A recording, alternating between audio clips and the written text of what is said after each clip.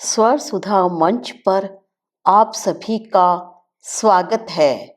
आज सुनिए हिंदी साहित्य जगत की जानी मानी विख्यात लेखिका डॉक्टर पद्मजा शर्मा द्वारा लिखी कहानी सरप्राइज। पिछली बार जब वह घर आई थी तब रंगों से बिखर रही थी, फूलों सी खिल रही थी, हिरणी सी कुलांचे भर रही थी, सबसे हंस हंस कर मिल रही थी, बात बात पर हंसी के कल्ले से फूट रहे थे। उत्साह से लबरेज वह कह रही थी, माँ मुंबई आओ, कुछ समय मेरे साथ भी स्पेंड करो। मैं अच्छा भला कमाने लगी हूँ, एसी, टीवी, फ्रिज सब है, घर के काम की भी कोई प्रॉब्लम नहीं है। खाना बनाने के लिए महाराज आता है, कपड़े झाड़ू पोंछे के लिए बाई आती है। आप तो बस उन्हें ऑर्डर देना और पूरे दिन घर में आराम करना।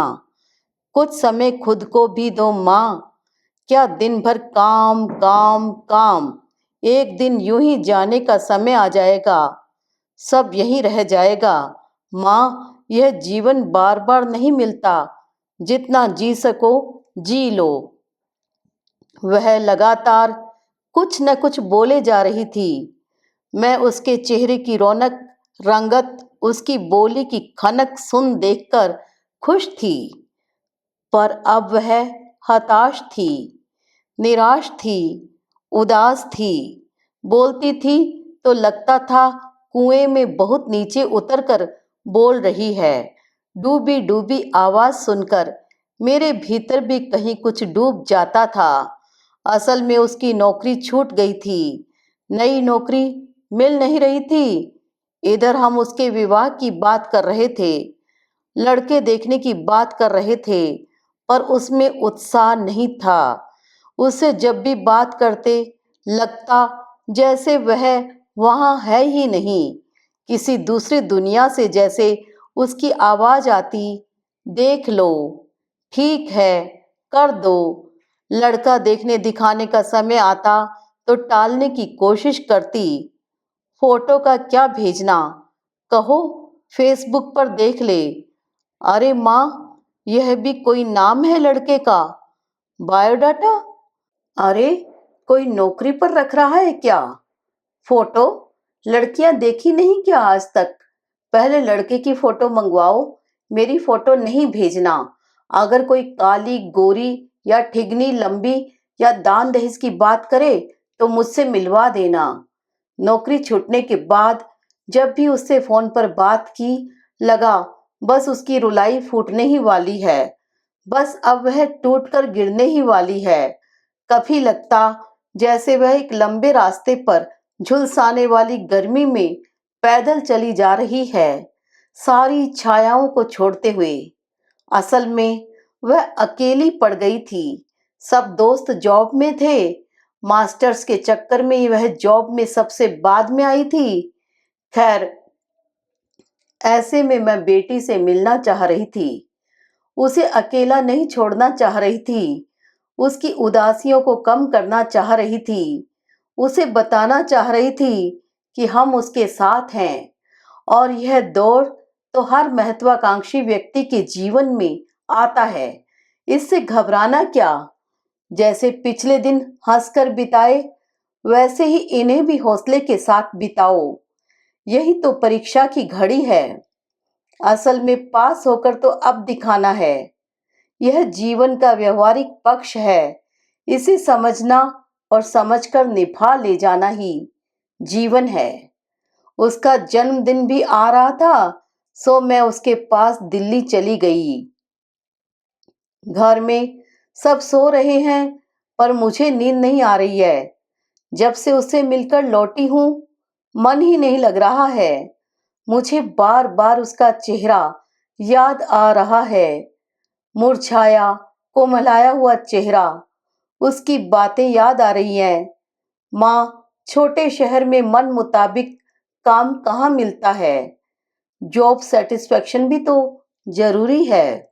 आजकल सभी युवाओं को लगता है जॉब अपॉर्चुनिटी महानगरों में ही है और जाने क्यों सब प्राइवेट जॉब की तरफ भागते हैं। कहते हैं वह हमारी मेहनत का फल मिलेगा, हमारा नॉलेज भी अपडेट होगा, कुछ नया सीखने को मिलेगा, काम करने को मिलेगा। सरकारी नौकरियों को तवज्जो ही नहीं देते। कहते हैं उसमें क्या रखा है, वही बंधी बंधाई तनख्वाह, काम के घंटे तय। सरकारी नौकरी आदमी को घाणी का बैल बना देती है। गोल चक्कर में ही घूमते रहो तमाम उम्र। जो आज तक सीखा है वह भूल जाते हैं। ग्रोथ रुक जाती है। न कोई चुनौती, न काम का कोई फल, और न उत्साह ही। काम करो तो ठीक, न करो तो ठीक। उन्हें समझाते हैं कि सरकारी नौकरी में भविष्य की चिंता करने की जरूरत नहीं है। जियो जब तक पेंशन मिलती रहती है। कहते हैं प्राइवेट में उतना हम 4 साल में ही कमा लेंगे जितना सरकारी नौकरी में 40 सालों की घिसाई के बाद कमाएंगे। मैंने बेटी से पूछा, नौकरी अच्छी भली चल रही थी, अच्छा पैकेज भी था, तूने बताया कि बॉस भी अच्छे थे, फिर क्या हुआ अचानक यह? उसने बताया, माँ, अचानक एक दिन कंपनी में भूचाल आ गया। पता चला कि कुछ एम्प्लॉय कंपनी के सीक्रेट्स लीक कर रहे हैं। उन सबको कंपनी ने निकाल दिया। किसी ने खुद ही इस्तीफा दे दिया। मेरा उठना बैठना भी उन लोगों के साथ था, पर मैं इस काम में लिप्त नहीं थी। लेकिन अब मुझे भी शक की निगाह से देख रहे थे, निकालना चाहते थे, पर चूंकि सीधे सीधे मुझ पर कोई आरोप नहीं था, सो निकाल नहीं पा रहे थे। मुझसे कहा गया कि मेरा विभाग बदल रहे हैं, सैलरी भी शायद कम हो जाए। ऐसी स्थिति में मैंने खुद ही इस्तीफा दे दिया। अपमानित होकर कब तक सरवाइव कर पाती वहां। कंपनी की हालत भी पतली ही चल रही थी, तब वह बंद होने के कगार पर थी, और अब तो बंद भी हो गई। मैंने कहा, बेटा, और बहुत है कंपनियां, कहीं भी अप्लाई कर, तुझे तो काम मिल ही जाएगा। तू इतनी टैलेंटेड है, तेरे पास प्रोफेशनल डिग्री है, वह भी एक रेपुटेड कॉलेज की। उसने निराशा में कहा, माँ, आप नहीं जानती, आजकल सब जगह जैक चलती है। बिना गॉड फादर आप कुछ हासिल नहीं कर पाते। एजुकेशन और नॉलेज की भी कीमत तभी है जब आपको कोई पुश करने वाला मिल जाए, वरना सब व्यर्थ है। फिर ये कैंपस इंटरव्यू वाला क्या सीन है? माँ, आजकल यहाँ भी खूब ड्रामा है। जिनके सिलेक्शन हो गए हो गए, अब मुश्किल है, कैंडिडेट पहले से तय होते हैं। ये कंपनियां भी कई बार योग्य उम्मीदवारों को छोड़ जाती हैं, पहचान वालों को ले जाती हैं। इसीलिए आज युवाओं में फ्रस्ट्रेशन बढ़ा है। एडमिशन के समय से ही जॉब की चिंता सताने लगती है। जॉब अनसिक्योरिटी बढ़ रही है यूथ में। तू कहीं अप्लाई कर, भाग दौड़ कर, यूं ही खामियां गिनाने से समस्या का समाधान नहीं होने वाला। आप देख ही रही हैं, मैं लैपटॉप लेकर बैठी रहती हूँ, कहीं अप्लाई करती हूँ, कहीं किया हुआ है तो कॉल का वेट करती हूँ, कॉल आता है तो इंटरव्यू के लिए जाती हूँ। आज पूरा 1 महीना हो गया है नौकरी छूटे हुए। अब तक मैं 15 इंटरव्यू फेस कर चुकी हूँ। कहते हैं एक्सीलेंट, पर जॉब नहीं मिलता है। कोई कहेगा एचआर डिपार्टमेंट से बात करते हैं, कोई कहता है 1 वीक बाद पता करना, कोई कुछ जवाब ही नहीं देता। कोई कोई तो यह भी कहता है कि आज ही किसी को रख लिया है। कोई कहता है आपके लायक काम नहीं है। कोई कहता है अगले महीने देखते हैं, पर देखता कोई नहीं है। माँ, मैं तो नौकरी के लिए कहीं भी जा सकती हूँ। हो सकता है अगले वीक दिल्ली भी इंटरव्यू के लिए जाऊं। बेटा, वहां रुकेगी कहाँ? माँ, अब ये यूजलेस सवाल कम से कम आप तो मत करो। रुक जाऊंगी किसी फ्रेंड के यहाँ, किसी हॉस्टल में, किसी पीजी में, कहीं भी यार। एक दिन की ही तो बात है। इतनी बड़ी मुंबई में अपने आप ठहरने की व्यवस्था कर ली मैंने। टिकट बन गई? हाँ माँ, ऑनलाइन बुकिंग करवा ली थी। वेटिंग में है। उम्मीद है कंफर्म हो जाएगी। न हुई तो? अरे माँ, न हुई तो भी कोई बात नहीं। टीटी को कुछ ले दे के हो जाएगा। यार माँ, आप इस उम्र में भी ये सवाल कर रहे हो? आप किस दुनिया में रहते हो? यह इंडिया है, इंडिया। बेटा, डर लगता है। रात का सफर है। टिकट न मिली तो? अकेली और? माँ, वक्त बहुत आगे निकल चुका है। आप बहुत पीछे हैं। इतना कमजोर भी मत समझो हमें। आप दूसरी बातों के बजाय पापा पर कंसंट्रेट करो। उन्हें संभालो। क्यों? क्या हुआ? मुझसे पूछते हैं जॉब का कुछ बैठा कि नहीं। कहती हूँ नहीं, तो कहते हैं तुम्हारा बैठ भी नहीं सकता। पूछती हूँ क्यों पापा, तो कहते हैं नखरे ज्यादा है न, नाक पर मक्खी तक बैठने नहीं देती हो। जॉब का मामला कैसे बैठेगा? फिर कहेंगे वहां मुंबई में पूरा दिन बैठे बैठे क्या करती है, घर क्यों नहीं चली आती। मैं घर जाने की सोचती हूँ, पर यह ख्याल रोक लेता है कि जोधपुर हुई और कहीं से कॉल आ गया तो एकाएक कैसे आ सकूंगी। इसलिए जाना चाहकर भी जा नहीं पाती हूँ। और माँ, वहां जाकर भी हो क्या जाएगा? पापा तो बात बात में कोंचेंगे, जैसे आजकल हमेशा कोंचते हैं। अब तुम बूढ़ी हो रही हो, लगता है शादी नहीं करनी है। जिस लड़के को भी लाता हूँ तुम मना कर देती हो। अब तो खैर बात आई गई हुई, पर आपको बता ही देती हूँ। मेरी एक लड़के से दोस्ती हुई थी। कुछ दिन मित्रता चली। मुझे लगा यही है वह शख्स जिसकी मुझे तलाश थी। पर धीरे धीरे मुझे लगने लगा वह मुझ पर हावी होने की चेष्टा कर रहा है, मुझे दबाने की कोशिश कर रहा है, जबकि वह मुझसे बहुत कम टैलेंटेड था। वह मेरी इज्जत ही नहीं करता था। अपने यार दोस्तों में मेरी खिल्ली उड़ाता था। कहता जॉब तो इसे मिल गई, पर काम सारा मुझसे पूछकर करती है। हर कहीं मुझे नीचा दिखाने की कोशिश करता था। मैंने उसे तब दोस्ती की जब वो बेरोजगार था। मैंने उसके लिए जॉब भी ढूंढी थी। कभी कभी वह मुझसे उधार भी लिया करता था। फिर भी सबके सामने खुद को यूं प्रेजेंट करता था जैसे बड़ा इंटेलिजेंट है और मेरा बॉस है। एक दिन तो कहता है रात के 9 बज रहे हैं, अब तक ऑफिस में क्या कर रही है, निकल वहां से। मुझे कब ऑफिस से निकलना है, कब ऑफिस में घुसना है, वह डिसाइड करेगा। वह लड़का है क्या इसलिए मुझ पर हुक्म चलाएगा?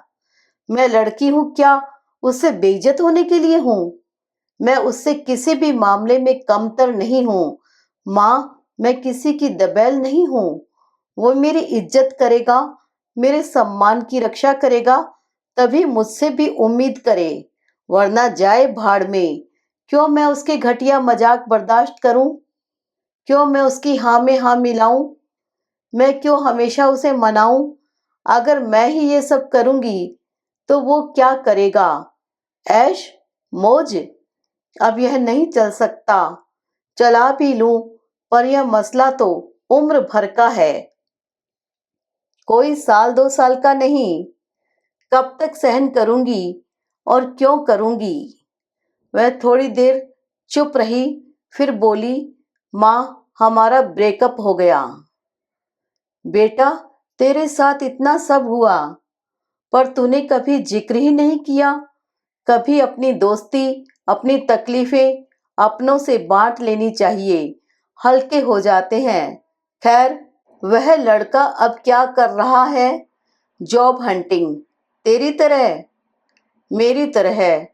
मुझे सिर्फ महीना भर हुआ है, मुझे मिल जाएगा। वह पिछले 1 साल से रुल रहा है मुंबई की सड़कों पर। एक दिन हमारा कॉमन फ्रेंड मिला था, रोहन। बता रहा था आजकल सिगरेट और शराब ज्यादा पीने लगा है। पता नहीं साले के पास पैसा कहाँ से आता है। मंगवाता होगा घर से। माँ बाप भी एक दिन देते देते थक जाएंगे, तब उसे समझ में आएगी अपनी औकात। किसी को कुछ समझता ही नहीं। अच्छा होता मैं करण को अवॉइड न करती, काश मैं उसे समझ पाती। मैंने पूछा, यह करण कौन है? उसने बताया, कॉलेज टाइम में वह मेरे आगे पीछे घूमता था, पर मैंने कभी ध्यान ही नहीं दिया। लल्लू सा लगता था। उस लड़के को मेरी ही क्लासमेट उड़ा ले गई। आज विवाह करके वह विदेश में खुशहाल जीवन बिता रही है। वो लल्लू महीने के 1.5 लाख कमा रहा है और मेरी क्लासमेट मौज कर रही है। मैं तो हर मामले में बुद्धू ही रही। सच पूछो माँ, तो अब शादी करने का जरा भी मन नहीं है, पर कभी कभी लगता है क्या पता शादी के बाद ही भाग्योदय लिखा हो। शादी भी करा लेनी चाहिए, जीवन में कुछ तो स्थिरता आए। उम्र भी कोई कम तो है नहीं, 30 साल की हो गई हूँ। बेटा, तभी तेरे पापा चिंतित रहते हैं तेरी शादी के लिए। उम्र निकली जा रही है, तेरे साथ के सब लड़के लड़कियां। माँ, अब आप भी पापा की भाषा बोल रही हैं। माँ, मुझे जिस लड़के के साथ पूरा जीवन बिताना है, उसके साथ से मुझे खुशी मिलनी चाहिए। उसके साथ से मुझे यह लगना चाहिए कि बस अब किसी का साथ नहीं चाहिए। तलाश पूरी हो गई। हर किसी को कैसे पसंद कर लूं? आप लोगों को तो हर लड़का अच्छा लगता है। कभी कहते हो खानदान अच्छा होना चाहिए, कभी कहते हो लड़का अच्छा होना चाहिए। आपको याद है वो अहमदाबाद वाला लड़का? मुझे पसंद भी था, पर उसकी माँ को देखकर मैं घबरा गई। बोहरा अंकल ने बताया भी कि उसकी माँ कुछ ठीक नहीं है, सस्पिशियस लेडी है। उनकी बड़ी बहू घर छोड़कर जा चुकी है। उसे ससुराल वालों ने जान से मारने की कोशिश की। उस घर में लड़की मत देना। पता है माँ, पापा ने तब अंकल से क्या कहा? कहा, मेरी बेटी भी बहुत तेज है, उसको संभाल लेगी। पापा मेरी ऐसी इमेज क्रिएट करते हैं दूसरों के सामने। क्यों? क्या मैंने किसी का खून कर दिया? किसी की जमीन जायदाद हड़प ली? किसी को बर्बाद कर दिया? किसी को काट खाया? आपकी नाक कटा दी? आखिर किया क्या है मैंने? क्या अपने बारे में सोचना गुनाह है? क्या अपने जीवन के निर्णय आप लेना अपराध है? अगर है तो करूंगी मैं यह अपराध। ऐसा करके मैं पापा के ईगो को चोट पहुंचा रही हूँ शायद, पर उनके ईगो की संतुष्टि के लिए मैं ऐरे गैरे किसी भी लड़के के गले में वरमाला नहीं डाल सकती। सॉरी माँ, ऐसा नहीं कर पाऊंगी। माँ, आप पापा को समझाओ, वक्त की नज़ाकत को समझें।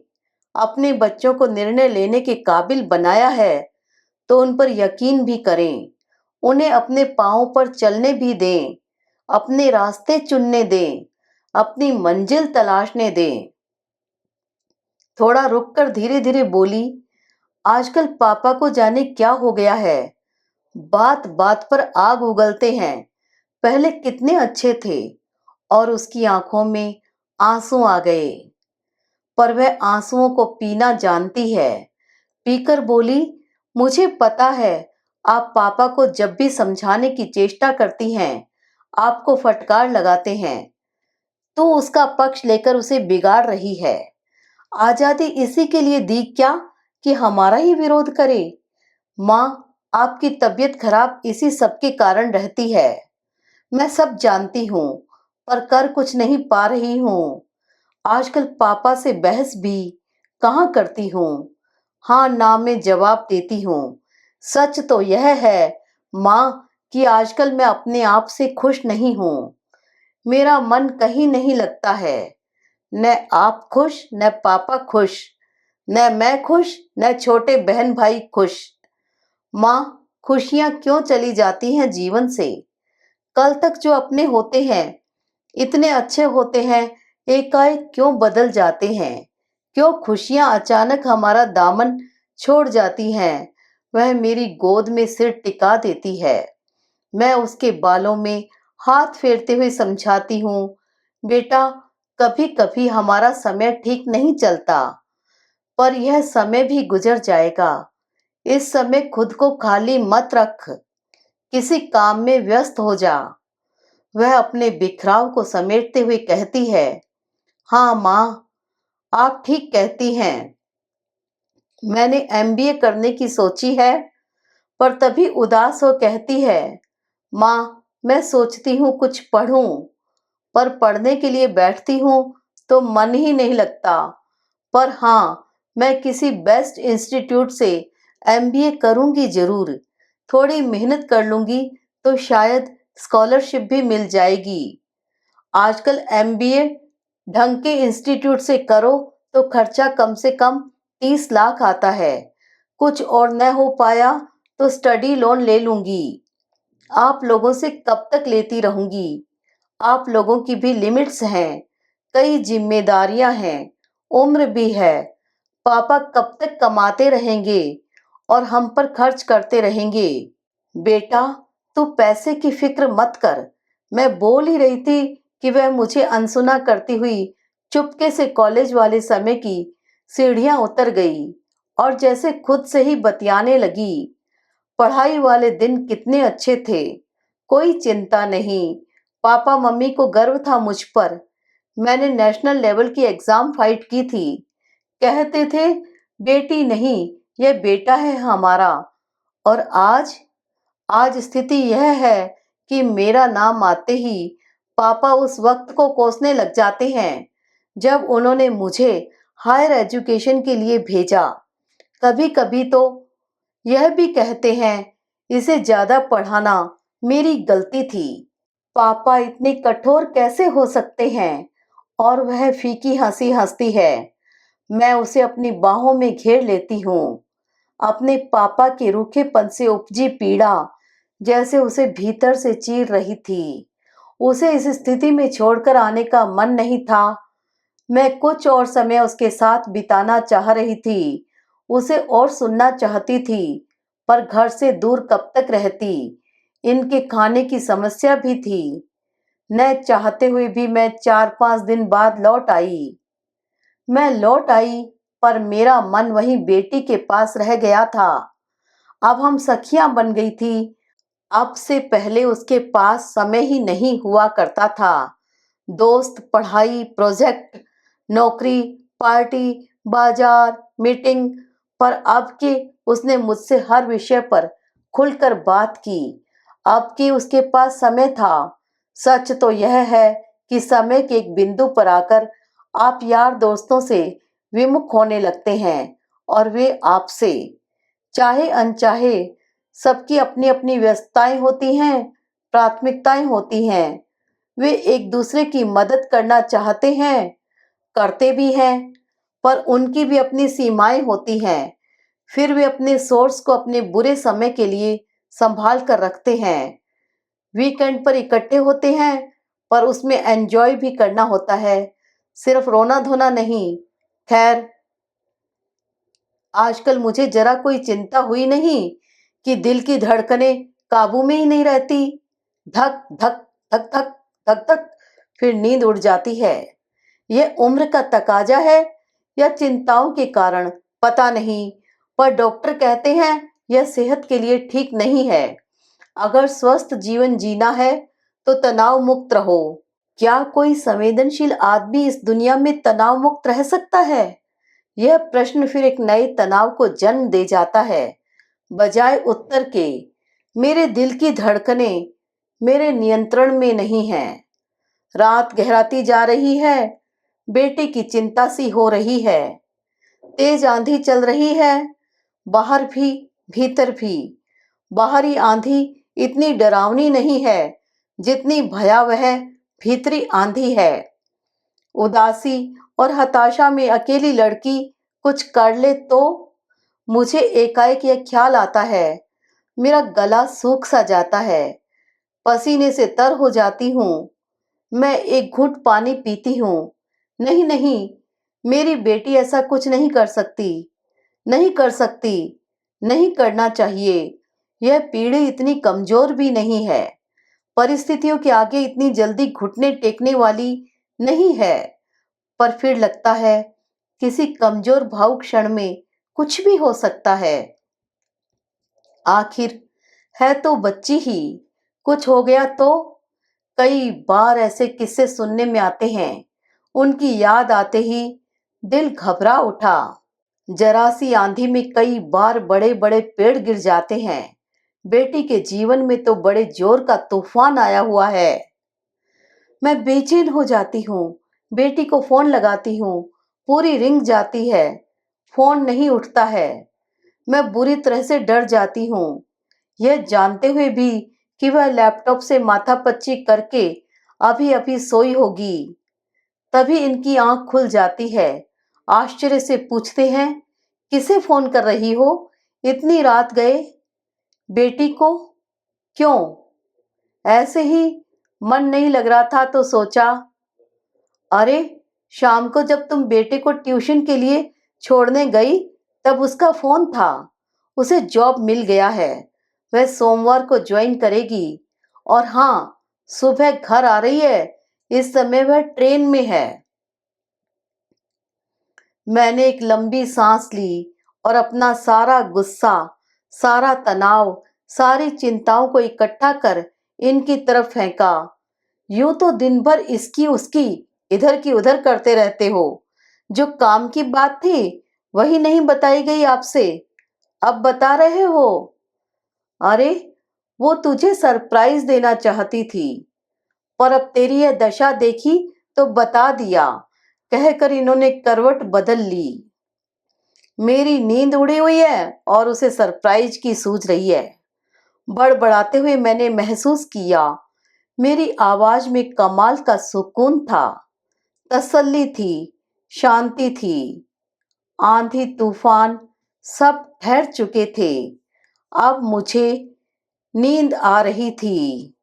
अभी आप सब सुन रहे थे हिंदी साहित्य जगत की जानी मानी लेखिका डॉक्टर पद्मजा शर्मा द्वारा लिखी कहानी सरप्राइज। आशा करती हूँ कहानी आपको अवश्य पसंद आई होगी। कृपया चैनल को सब्सक्राइब करना न भूलिएगा।